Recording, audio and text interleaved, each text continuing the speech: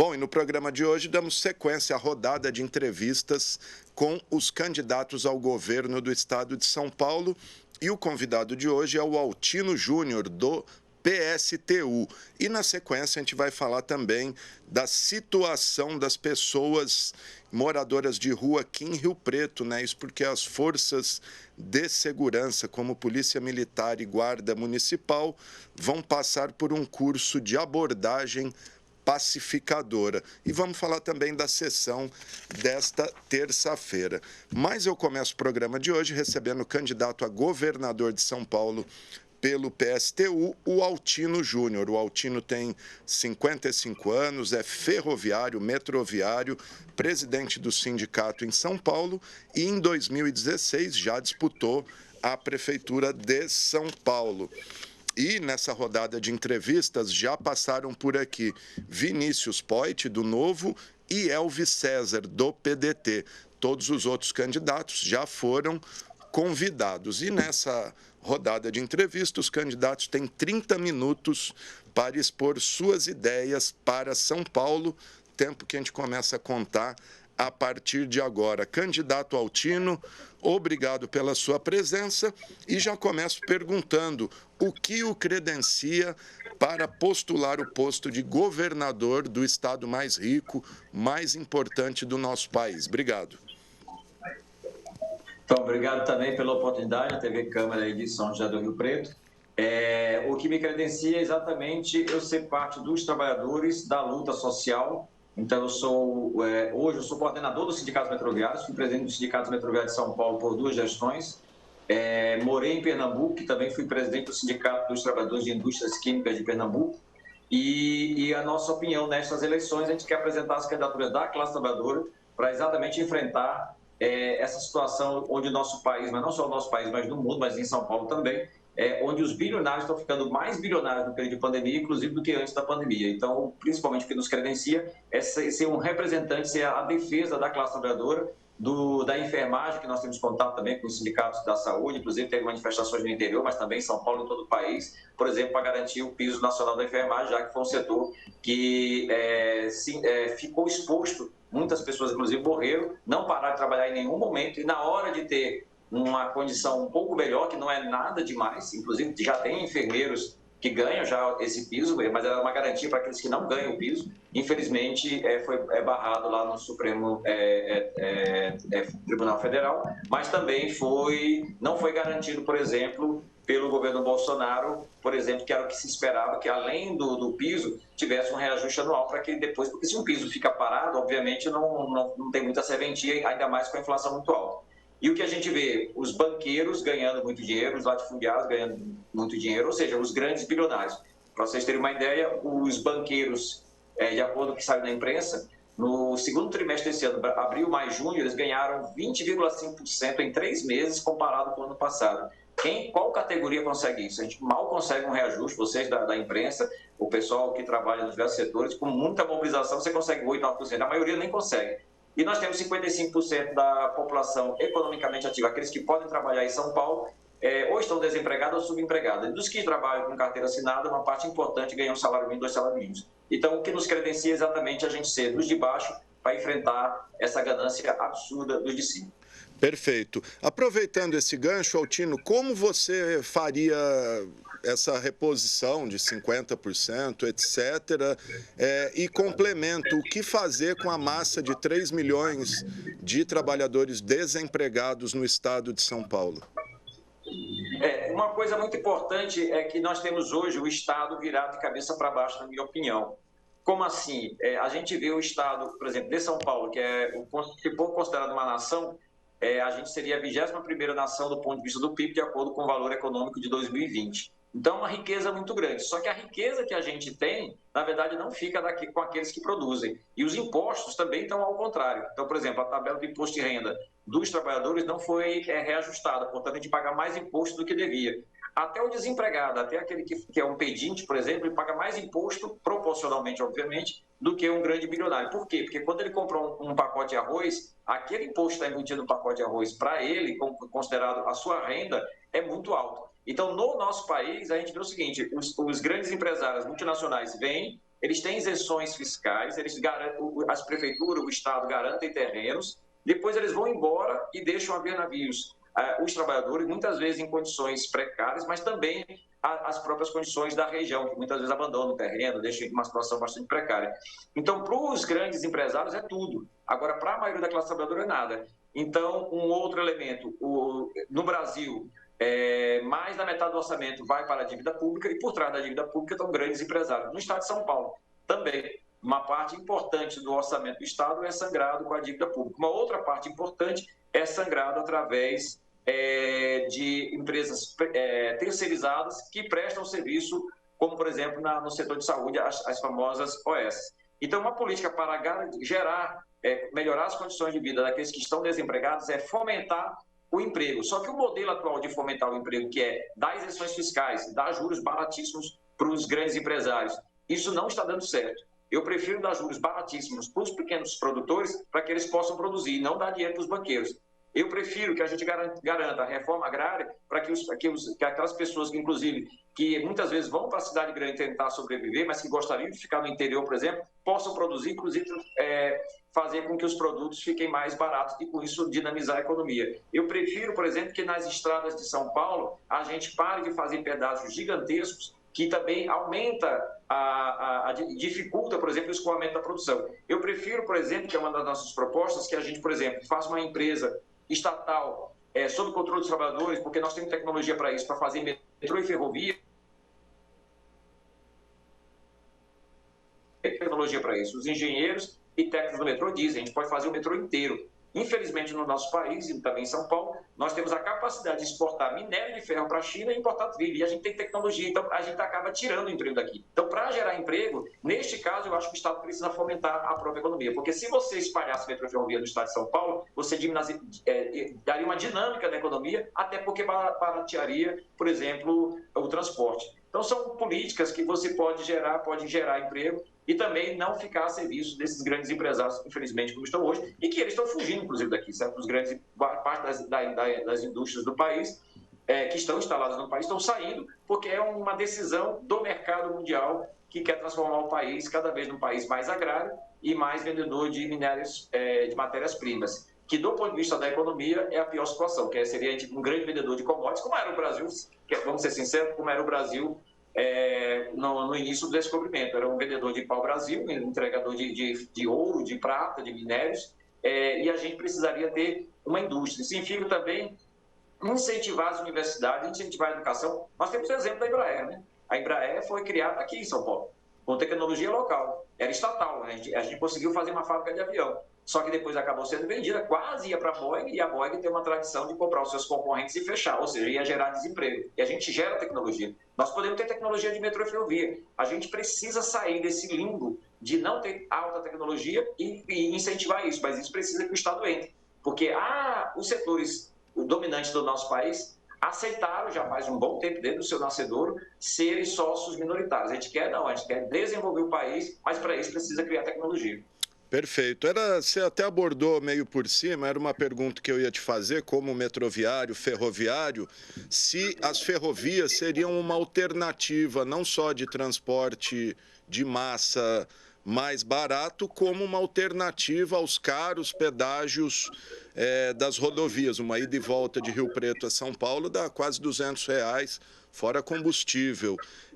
Queria que você aprofundasse um pouco como que você pretende retomar transporte ferroviário no estado de São Paulo, que já teve uma malha aí gigantesca. Se a gente vê na história, eu estou falando que isso é a primeira vez que eu vi esses dados, eu fiquei assim surpreso, porque no nosso imaginário, como cresceu o metrô, mas muito pouco, mas cresceu o metrô na capital, a gente tem a impressão, então aumentou o número de malha metro ferroviário, como a gente chama aqui em São Paulo. Mas, na verdade, se a gente comparar com os anos 50, nós temos muito menos malha metro-ferroviária. Na época não tinha metrô, mas a malha ferroviária do que temos hoje. E a gente sabe disso. A gente tem vários interiores que tem aquela antiga estação abandonada que transportavam pessoas. Isso no país inteiro, no Nordeste, aqui no Sul, aqui em São Paulo. Então, todo mundo sabe, inclusive de forma vexatória, abandonaram simplesmente, né? Então vira ponto de drogas, ponto de qualquer desgraça desse ponto de vista. O que a gente precisaria? O metrô de São Paulo, só para dar uma informação para as pessoas e os ouvintes aí, os que estão nos assistindo aqui em São José do Rio Preto. O metrô de São Paulo faz um balanço social do seu trabalho. Então, quanto mais metrô, mais econômico para o Estado. Tem um gasto para fazer, mas depois é uma economia gigantesca para o Estado. E por quê? Porque fazem contas de quantas pessoas têm problemas de saúde, por problemas respiratórios, por causa dos carros, do transporte rodoviário, quantas pessoas se machucam, são acidentadas e morrem. Isso tem um custo gigantesco para o Estado, porque muitas vezes as pessoas acham que não tem, além do problema para as pessoas em si, né, da sua vida, da sua condição física, tem para a sociedade, tem um custo muito alto, isso tem um gasto gigantesco. Quanto mais metrô e ferrovia, menos gasto nisso você vai ter. Portanto, para o Estado, na ponta do lápis, vai ser econômico. E do ponto de vista do meio ambiente, com certeza. Do ponto de vista da produção, será mais barata. Então, você poderia, por exemplo, fazer ligações entre capital São Paulo com Santos de forma mais veloz, com a região de São José dos Campos, Vale do Paraíba, com a região de Campinas, com São José do Rio Preto, as cidades grandes do interior podendo fazer ligações entre si e você dinamizar o transporte. As pessoas poderiam, inclusive, a gente ser parte do turismo. Na Europa, por exemplo, parte do turismo tem pela existência do transporte ferroviário. E aqui no Brasil, simplesmente, em São Paulo, por exemplo, que é um estado muito importante, interior muito forte, com muita cultura, com muitas condições de... A gente simplesmente, muitas vezes, desistem de ir, porque o transporte aéreo é muito caro e também o rodoviário também acaba sendo, além de demorado, muito custoso também. Então, é preciso fazer isso. E nossa política é fazer, uma indústria com a tecnologia local, gerando emprego local para a gente fazer metrô e ferrovia e espalhar para o Estado. Aliás, a gente podia exportar para o resto do país e poderia, inclusive, fazer consórcio com os países da América Latina e a gente ser um polo de atração. Você geraria muito emprego. E aí, com certeza, diminuiria o caos do desemprego que existe hoje e também dinamizaria, eu acho que, em particular, o interior, que ia gostar muito. Então, essa é uma situação que a gente precisa fazer. Perfeito. Só para encerrar esse tema, acho que ninguém nega as vantagens do transporte ferroviário, porque houve esse desmonte e não há interesse nesse tipo de transporte. É lobby de indústria automobilística, de concessionária, de rodovia. O que acontece na sua avaliação? Todos os especialistas mostraram que, na verdade, foi um grande lobby das empresas automobilísticas americanas, mas não só americanas, mas em particular as americanas, mas também europeias. Então, havia uma pressão muito grande para que isso fizesse uma... Por exemplo, a gente lembra da Transamazônica, né? Que era uma política absurda da época da ditadura, que não serviu para nada, gastou uma fortuna, além de todo tipo de corrupção que tinha envolvido nesse processo. Queria lembrar também que nesse ritmo que nós estamos falando aqui, nós temos as estradas de São Paulo, por exemplo, dominadas uma boa parte pelo CCR, certo? Que a CCR nada mais é que duas empresas de construção, que é a Camargo Corrêa e a Andrade Gutierrez, que teve todo o processo envolvido também em corrupção no nosso país. Elas hoje dominam a linha 4 do metrô de São Paulo e a linha 5, que são privadas. E agora acabaram, junto com o Grupo Ruas, que domina o transporte de ônibus de São Paulo, estão dominando agora a linha 8 e 9. Só que na privatização, o que acontece? O Estado acaba subsidiando o setor privado. Então, é um absurdo completo, porque acaba virando o Robin Hood ao contrário. Você tira os impostos da população mais pobre, os trabalhadores que pagam mais impostos proporcionalmente, e depois mandam para o grupo do CCE. Por isso que a nossa política é reestatizar aquilo que foi privatizado e parar de dar dinheiro para o setor privado de mão beijada, como faz o Estado de São Paulo. Perfeito. Eu quero abordar um tema aqui do seu plano de governo, antes de a gente falar de setores específicos, aí, saúde, educação, etc. Mas no plano de governo do senhor, o senhor fala que é preciso tirar o genocida e derrotar Tarcísio de Freitas em São Paulo. Mas, ao mesmo tempo, o senhor ataca também o PT e partidos de esquerda que se uniram aí numa frente, como o PSOL. Caso o senhor seja eleito, com quem o senhor pretende governar? Por exemplo, como ter governabilidade na Assembleia Legislativa, por exemplo?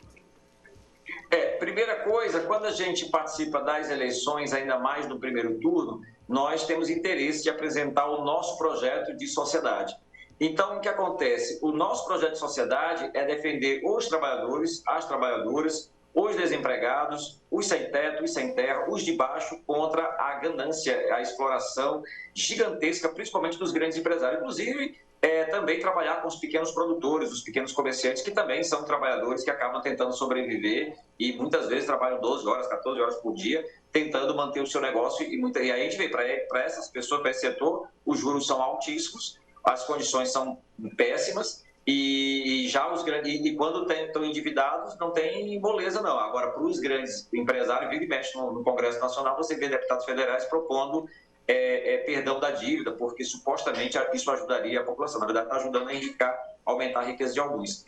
O que eu quero dizer com isso? Na nossa opinião, o Bolsonaro é um candidato a presidente, o atual presidente do país, que governa para os grandes empresários de joelhos. Ele chegou a fazer a barbaridade, na minha opinião, de dar um luto de 3 dias por causa da morte da rainha Elizabeth. Foi lá para fazer campanha eleitoral lá na Inglaterra, no Reino Unido. Uma pessoa que, como eu brinquei num debate, que ela não botou um prego na parede na vida. Eu até exagerei, porque pedir para uma rainha botar um prego na parede é um exagero. Mas ela nunca botou um café na xícara.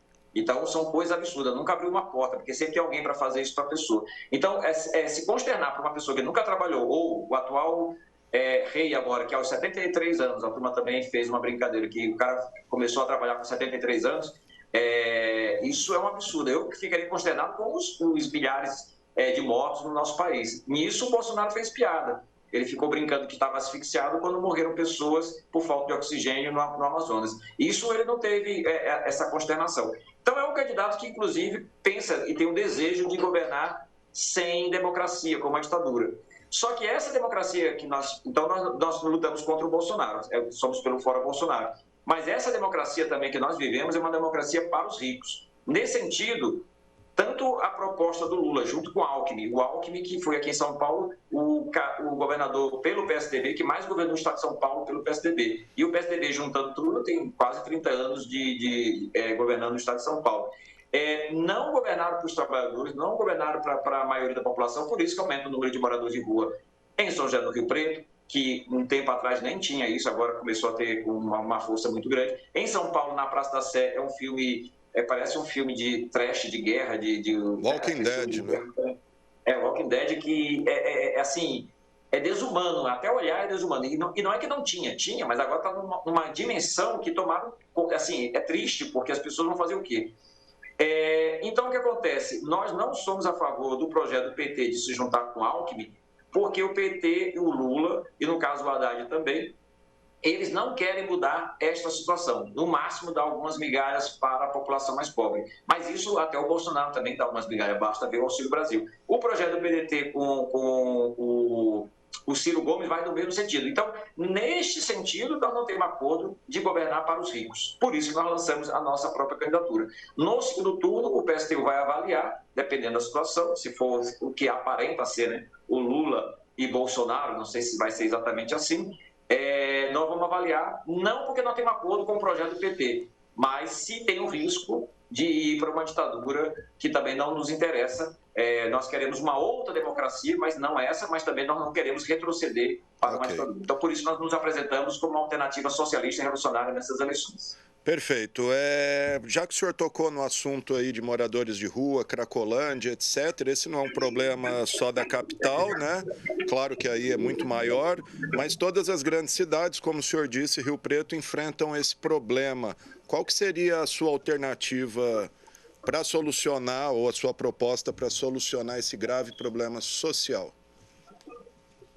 Eu acho primeiro que nós temos que encarar do jeito que você falou. É um problema social, é um problema humano. Não pode ser que a gente aceite esse estado de coisas e passar do lado dos moradores de rua e achar que isso é uma situação normal, tranquila. Não é.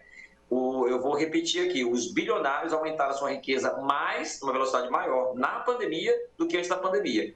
Porém, para a classe trabalhadora, se a gente pensar na economia de conjunto, a economia piorou. Portanto, quem pagou o pato nessa história foram os trabalhadores, foram os desempregados, por isso que aumentou tanto o número de moradores de rua, porque diante do caos social. Então, a primeira coisa, garantir, nós como a 21ª, se o São Paulo fosse um país, como a 21ª nação do ponto de vista do PIB, nós temos recursos para garantir que essas pessoas moradoras de rua tivessem pelo menos um sustento mínimo e também uma moradia adequada. Eu vou dar o exemplo de São Paulo, mas eu acho que também vale para São José do Rio Preto e para todas as cidades. Aqui em São Paulo tem vários prédios abandonados caindo aos pedaços, inclusive causando risco para a região, porque ao ser abandonado muitas vezes tem todo tipo de risco de incêndio, risco de desmoronamento, tem um abandono completo, porque não é que eles... Tudo isso para especulação imobiliária, mas nem cuidar dos seus prédios eles fazem. O que acontece? Com essa quantidade de moradias ou lugares que poderiam ser ocupados, a gente poderia, por exemplo, revitalizar, fazer com que esses moradores de rua pudessem ter um lugar humano para poder ficar de uma forma adequada, uma garantia mínima de renda, mas com isso você teria que gastar mais dinheiro. Mas para isso também você tem que parar de sangrar o dinheiro do Estado para dar para os bilionários. Eu prefiro dar e ajudar os trabalhadores desempregados. Porém, nós temos que ter uma política de geração de empregos, porque isso não tem que ser permanente. Não pode ser uma política de auxílio para os desempregados sem fim. Não, isso aqui é uma ajuda momentânea para tirar dessa situação degradante, dinamizar a economia para que essas pessoas possam ser absorvidas no mundo do trabalho e, a partir daí, andar com suas próprias pernas e aí as pessoas terem dignidade, uma vida humana, que é o que todo mundo deseja. Ok. O senhor fala também em promover um amplo processo de desapropriação para promover reforma agrária. O Estado de São Paulo tem espaço para isso ou fica limitado ali ao Pontal do Paranapanema? Como é que seria esse processo, candidato? Eu acho que todo o Estado de São Paulo tem espaço para isso e quando a gente vai ver como esses latifundiários, os latifúndios, surgiram, eles, na verdade, na sua história, eram praticamente todos eles um processo de grilagem.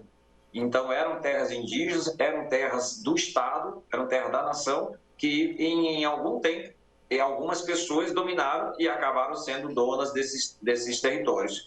Muitas vezes através dos políticos locais que acabaram legalizando esse processo. Então, precisaria, por exemplo, fazer uma reforma agrária.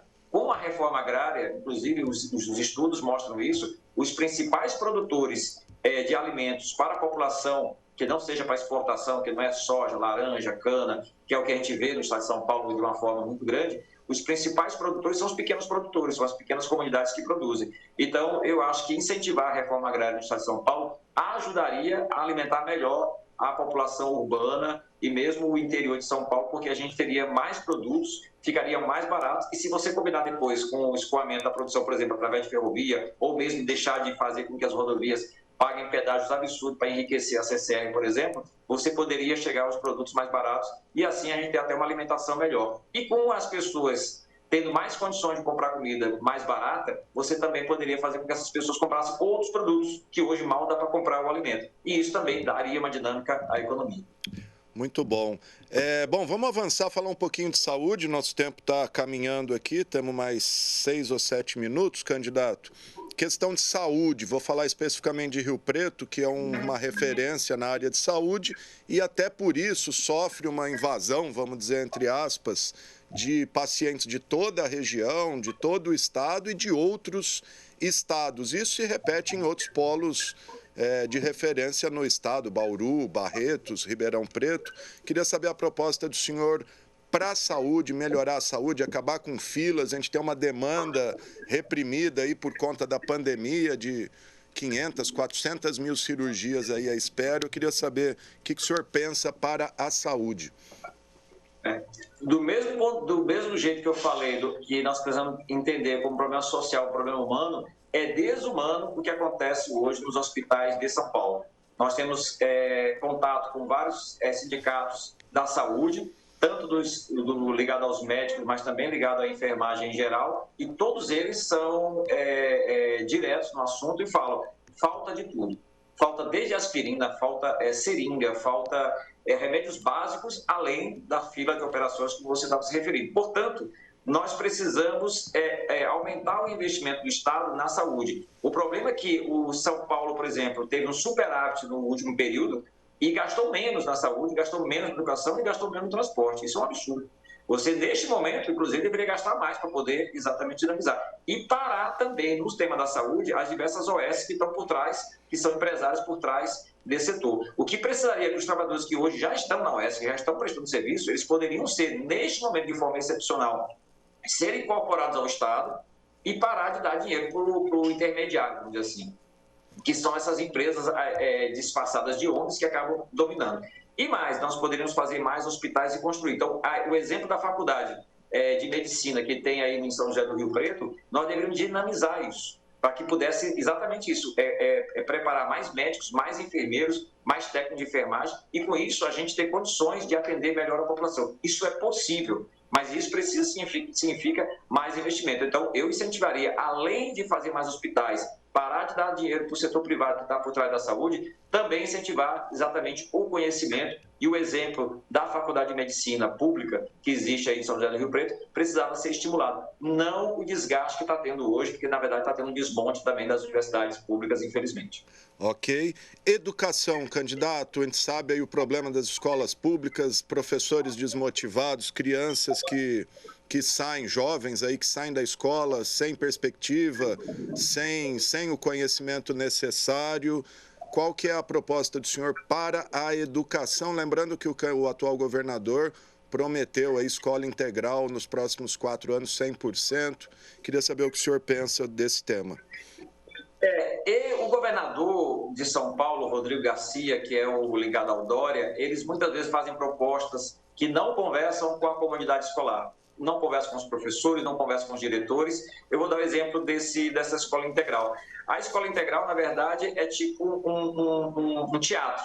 Porque o que acontece? Quando você vai conversar com a comunidade, infelizmente, uma parte da juventude não pode estudar de forma integral porque eles precisam sobreviver. Então, parte dos garotos, adolescentes, eles acabam precisando trabalhar, acabam precisando muitas vezes trabalhar em casa, cuidar dos seus irmãos menores e não conseguem ficar em escola integral. Se em muitos bairros a escola integral veio, só que o aluno não consegue mais ficar na escola integral, porque ele não consegue ficar nesse processo e não é permitido ele ficar no processo regular, e ele não tem escola próxima. Então, na verdade, há um abandono.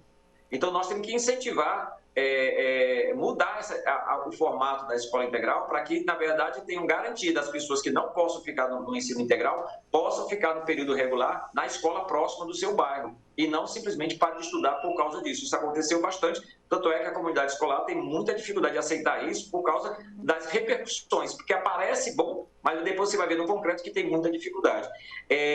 Nós precisamos também, o Rodrigo Garcia devia falar que ele gastou menos dinheiro na educação agora, mesmo com o superávit do Estado, do que antes. Na verdade, ele economizou dinheiro.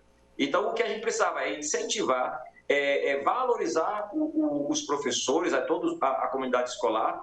E a gente até brinca que o salário do governador poderia, por exemplo, para ver se incentiva de vez a educação, ser o salário de um professor, que aí eu queria ver se o salário do professor não ia aumentar. Porque, na verdade, a gente vê os parlamentares aumentando os salários deles, mas quando é para os trabalhadores da enfermagem, quando é para o trabalhador da saúde, eles não fazem o mesmo. Então, podia vincular o salário deles aos trabalhadores do setor. Então, se aumentar o deles, aumenta o da saúde, aumenta o da educação. Porque é muito fácil eles, numa canetada de madrugada, aumentar o salário dos parlamentares, só que quando é para os servidores que prestam serviço para a população, não. Então, os trabalhadores da educação estão desmotivados, muitas vezes eles fazem uma jornada muito grande para poder sobreviver. Tem vários trabalhadores, como as categorias OIS, os eventuais, que prestam serviço na escola, mas não são garantidos, mas estão lá há anos trabalhando. Nós precisamos fazer uma valorização, aumento do salário dos professores e também garantir que tivesse um número menor de alunos por sala de aula. Mas, para isso, precisa gastar dinheiro. Volta ao tema anterior, precisa construir mais escolas, precisa conversar com os trabalhadores. A gente também quer governar através dos conselhos populares. A gente chegou ao absurdo de, muitas vezes, você comprar computador para a escola, aparentemente faz a propaganda grande, olha que bom o computador, só que esquece coisas básicas, esquece, digo isso porque foi denunciado, esquece, por exemplo, que não tem tomada para ligar na energia, porque o cabo é diferente, esquece de qualificar os professores para usar o computador, esquece muitas vezes que a escola não tem internet. Então, a preocupação maior, a impressão que nos dá que a preocupação maior é comprar os computadores de uma determinada empresa numa quantidade gigantesca e alguém ganhar dinheiro com isso. Então, e nós temos também ter o controle de todos os gestores do Estado, digo, desde os diretores de escola, desde o secretário da Educação e de todos, dos seus rendimentos, do seu patrimônio. Porque não pode ser que alguém vá dirigir o Estado e depois enriqueça depois de alguns anos. Isso é preciso ter um controle, por isso que temos que dar uma prioridade na educação. Perfeito. Candidato, infelizmente nosso tempo chegou ao fim, passa muito rápido aí, 30 minutos. Ficou uns temas para trás, segurança, o senhor também fala de estatizar todas as empresas que foram privatizadas, etc. Eu vou abrir 1 minuto para o senhor falar o que o senhor quiser, se quiser abordar esses temas, sim, mas é 1 minuto livre para o senhor falar o que o senhor quiser. Então, primeiro agradecer a oportunidade, queria dizer também às pessoas que estão nos ouvindo aqui, vendo também posso entrar nas nossas redes sociais, no Instagram é Altino Prazeres JR, no Facebook e no Twitter, Altino PSTU. Nós somos o 16, uma alternativa, como a gente usa o nosso slogan, uma alternativa socialista e revolucionária.